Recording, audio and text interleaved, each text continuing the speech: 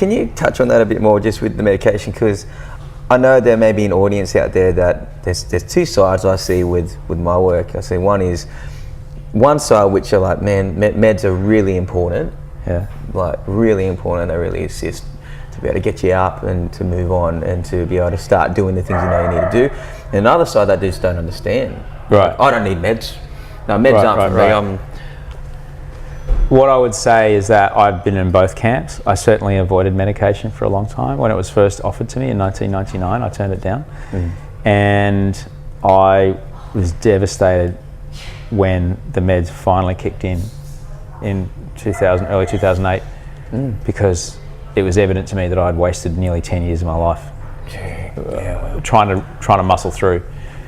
I would say, in the same way that we talked about someone having their leg in a plaster cast, like I did my ACL, my anterior cruciate ligament, snowboarding one time, and I had to wear this big metal brace on my leg, all right, for about 10 weeks, while my muscles learned a safe plane of motion and strengthen in a particular plane of motion, so that when I took the brace off, they would utterly support the structure of my knee and do a lot of work that the ligament could no longer do.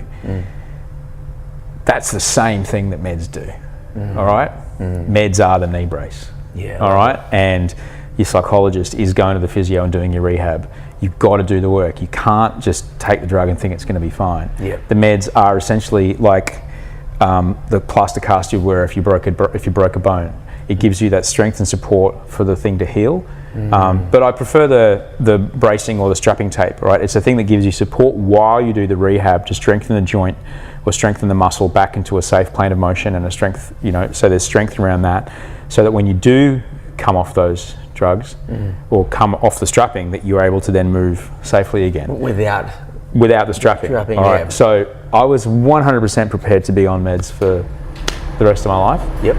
It turned out that once we changed hypothesis and changed the medication protocol, I actually started to get a lot better quite quickly. And we were faced with a balance of, it was like any medication comes with side effects. I mean, like even ibuprofen, it can destroy your stomach. It's a great anti-inflammatory and it can help your sore back, but it'll destroy your stomach. Okay, so you can't be taking it all the time. So in the same way, like when I was, at one point I was on 4 different kinds of medication, and I'm very grateful for it. 2 of them were antipsychotics. 2 different kinds of antipsychotics, and on SSRI and something else, I don't even remember what it was, what kind of classification of drug it was. But I was so grateful that I was on those drugs, because it just helped me so much just to exist and heal. Because I wasn't constantly having to lift all the weight of holding these thoughts back the whole time. Eventually I got a lot better, and at first, if 100% of the problem is the horrible like ruminating anxiety thoughts, all right, and then you start taking medication to mitigate that, 20% of that problem goes away, but that's replaced by the side effects of the drugs, but you don't care, because you feel 20% better. All right, and then as you get better, you're like, oh wow, that's only 60% of my problem is these horrible thoughts now, and I've got these side effects that now I'm starting to care about, because I feel so much better. I care about the side effects, because at the first I didn't give a shit. I was like, just get the drugs in me, stop these thoughts, because they're stopping me from, I couldn't engage with the world. I couldn't talk to it, I could barely work. But after a while, I got better enough to the point of like, I'm actually doing okay. It's still a lot of work, but I'm doing okay. So maybe we could see about, working this medication down to a different level and see how I go. And then it was about over the course of 9 months, we eventually came all the way down. And so now I live a life without medication. I would go back on it tomorrow if I needed it. There's a big difference between not taking meds and not needing to take meds. To stay not needing to take meds, there's a number of things that I have to do every single day.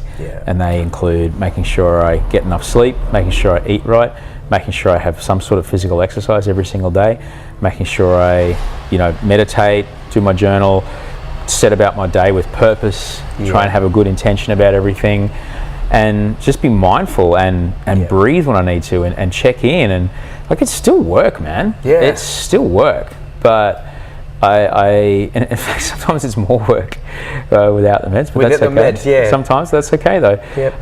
But I would not be sitting here in front of you were it not for medication. No way. I needed it so badly, and I'm so grateful.